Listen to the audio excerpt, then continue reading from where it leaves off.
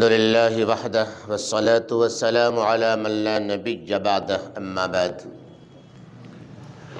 فقد قال الله تبارك وتعالى في القرآن العظيم أعوذ بالله من الشيطان الرجيم بسم الله الرحمن الرحيم إن أول بيت وضع للناس للذي ببكة مبارك وهدى للعالمين صدق الله العظيم۔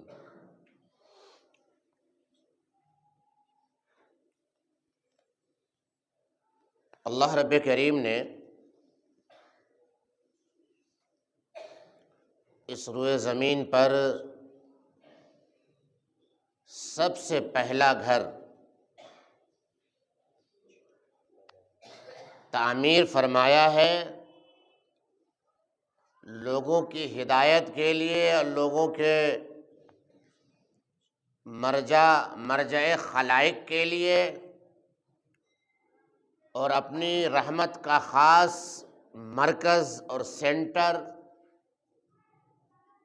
اور پورے عالم کی ہدایت کا ایک مرکزی کردار ادا کرنے کے لیے اس گھر کا نام بیت اللہ ہے، اس گھر کا نام کعبہ شریف ہے، اس گھر کا نام اللہ کا گھر ہے، اس گھر کا نام حرم پاک ہے، اس گھر کا نام اللہ کا مقدس گھر، مقدس بیت، مقدس مرکز اور مقدس وادی ہے۔ اسی بات کو اللہ رب کریم نے قرآن کریم کی اس آیت کریمہ میں ان اول بیت وضع للناس للذی ببکۃ مبارکا وہدی للعالمین، پوری کائنات میں برکت نازل کرنے کے لیے، پوری کائنات کے لوگوں کی ہدایت کے لیے اللہ رب کریم نے جس گھر کو تعمیر فرمایا وہ گھر خانہ کعبہ ہے۔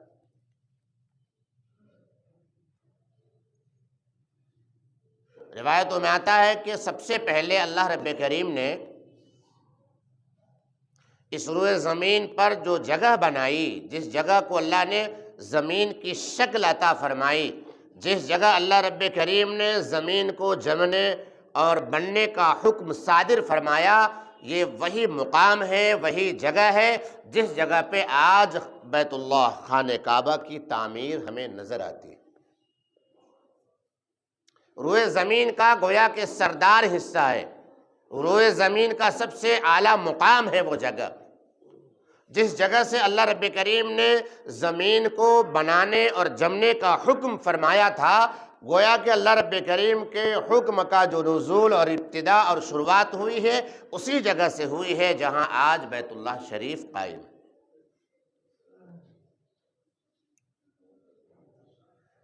جب اللہ رب کریم نے زمین کو بنائی اور اس کو زمین کو اللہ نے جب پانی کے اوپر بچھا دیا تو فرشتوں کو حکم دیا کہ جاؤ اور میرا گھر اس روئے زمین پر بناؤ اور اس کی تعمیر کرو۔ روایتوں میں آتا ہے کہ حضرت آدم علیہ السلام کے دنیا میں تشریف لانے سے ہزاروں سال پہلے اللہ رب کریم نے خانہ کعبہ کی تعمیر فرشتوں کے ہاتھوں فرما دیا تھا۔ اور پھر حضرت آدم علیہ السلام جب دنیا میں تشریف لائے تو آدم علیہ السلام کو یہ حکم ہوا کہ جاؤ مکہ پہنچو اور وہاں جا کر کے میرے گھر کی تعمیر کرو اور میرے گھر کا طواف کرو۔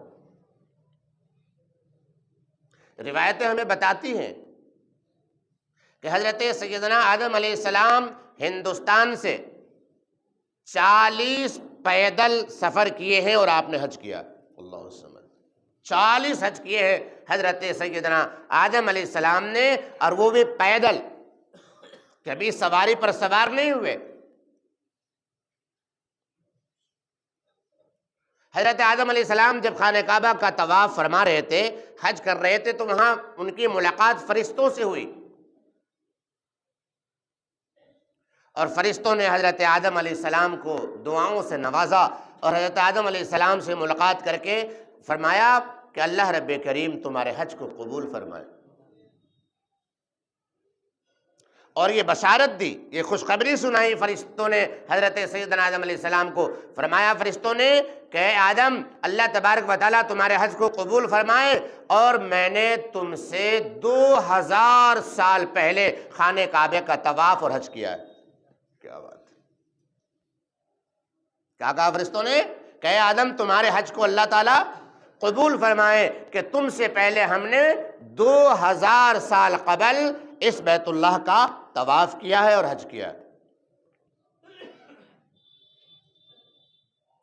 زمانے کی گردش اور وقت کے اتار چڑھاؤ،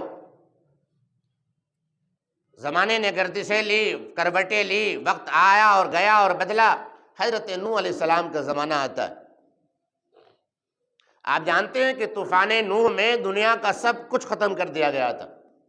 ایک عام عذاب تھا، آسمان نے بھی پانی برسایا، زمین سے پانی کے چشمے ابلے، کچھ بھی باقی نہیں بچا۔ خانہ کعبہ جہاں آج موجود ہے، خانہ کعبہ بھی سیلاب کی وجہ سے وہ بھی ڈھک گیا تھا۔ پھر حضرت جبریل علیہ السلام آئے اور انہوں نے اپنے پر مارے، پھر خانہ کعبہ کی جو نشانی اور علامات تھے وہ نمودار ہوا اور ظاہر ہوا۔ پھر حضرت سیدنا ابراہیم علیہ السلام اور حضرت اسماعیل علیہ السلام، ان دونوں باپ بیٹوں کو حکم دیا گیا کہ تم میرا گھر تعمیر کرو۔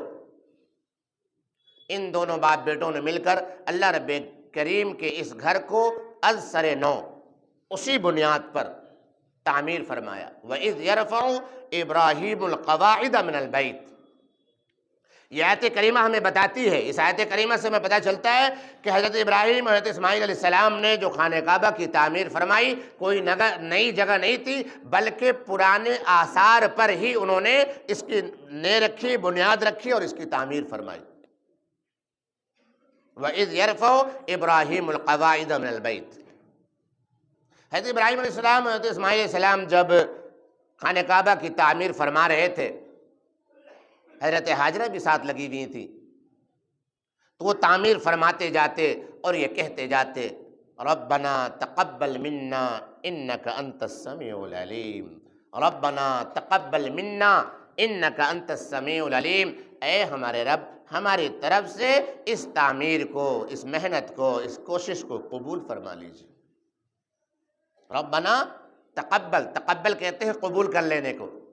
ربنا تقبل منا، منا ہم سے، منی مجھ سے، ربنا تقبل منا، اے ہمارے رب ہمارے جانب سے، یعنی میری جانب سے، میری اہلیہ کی جانب سے، میرے بیٹے اسماعیل کی جانب سے اس کار خیر کو، اس بنیاد کو، اس تعمیر کو قبول فرما لیجیے۔ انک انت السمیع العلیم، کہ آپ بہت زیادہ سننے والے، بہت زیادہ جاننے والے۔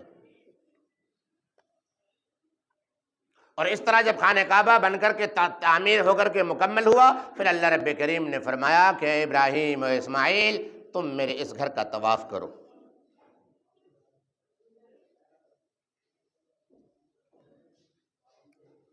انبیاء کرام کی بہت بڑی تعداد ہے، بہت بڑی جماعت ہے، جنہیں اللہ رب کریم نے اپنے گھر کے طواف کا اور اپنے گھر کے حج کا حکم عطا فرمایا۔ پرانے زمانے میں جب کسی قوم پر، کسی امت پر عذاب نازل ہوتا اور وہ امت تباہ و برباد کر دی جاتی، تو وہ نبی، وہ رسول اس قوم کے، اس امت کے جو نبی رسول بستے، وہ فوراً خانہ کعبے کا رخ کرتے اور مکے میں جاتے، وہیں اللہ کے گھر کا طواف کرتے، وہاں بندگی اور عبادت کرتے، اور جب اللہ کا بلاوا آتا تو وہیں فوت ہو جاتے۔ روایتوں سے پتہ چلتا ہے کہ زمزم کا جو کنواں ہے، آب زمزم کا جو کنواں ہے، اور مقام ابراہیم اور حجر اسود کے درمیان کی جو جگہ ہے، 70,000 انبیاء وہاں مدفون ہیں۔ اللہ سمجھ۔ اور وہ حجر اسود جو خانہ کعبہ کے ایک کونے پر، بیت اللہ شریف کے دروازے پر جو لگا ہوا ہے، سیاہ پتھر، اور خانہ کعبہ کا جو دروازہ ہے باب بیت اللہ، اس کے ٹھیک سامنے جو مقام ابراہیم ہے، مقام ابراہیم میں جو پتھر رکھا ہوا ہے، روایتیں بتاتی ہیں کہ یہ پتھر حضرت جبرائیل علیہ السلام جنت سے لے کر کے آئے تھے۔ لفٹ کا ایجاد تو اب ہوا ہے۔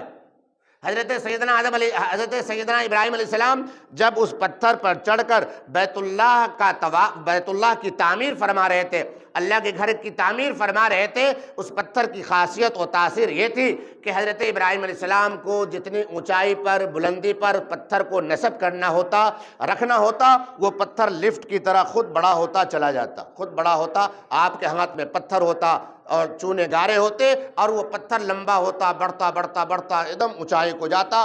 آپ آسانی سے اس پتھر کو وہاں لگاتے، اور جب آپ لگا کے بالکل فٹ فور کر دیتے، پھر وہ پتھر چھوٹا ہوتا ہوتا نیچے کو چلا جاتا۔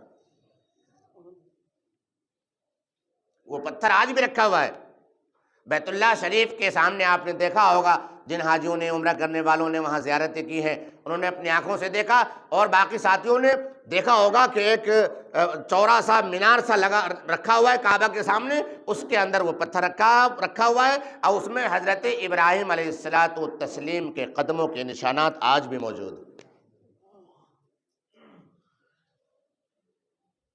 مقام ابراہیم اور بیت اللہ، حجر اسود کے درمیان کی جو جگہ ہے، بڑی مقبولیت کی جگہ ہے۔ طواف کے دوران اس کے بیچ سے گزرنا، اور اگر اللہ موقع دے تو اس کے درمیان 2 رکعت نماز پڑھنا، اللہ رب کریم کے ہاں بڑی مقبولیت کا باعث ہے۔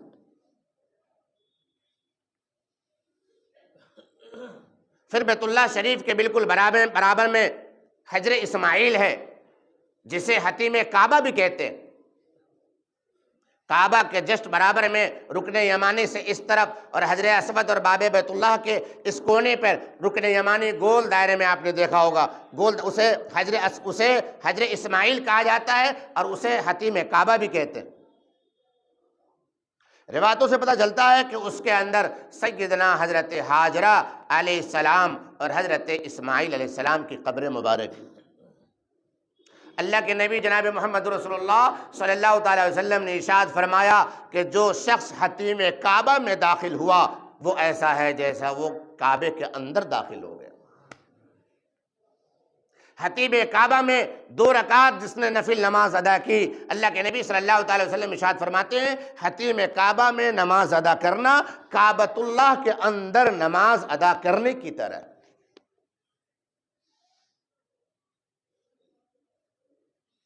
ان اول بیت وضع للناس للذی ببکۃ مبارکا وہدی للعالمین۔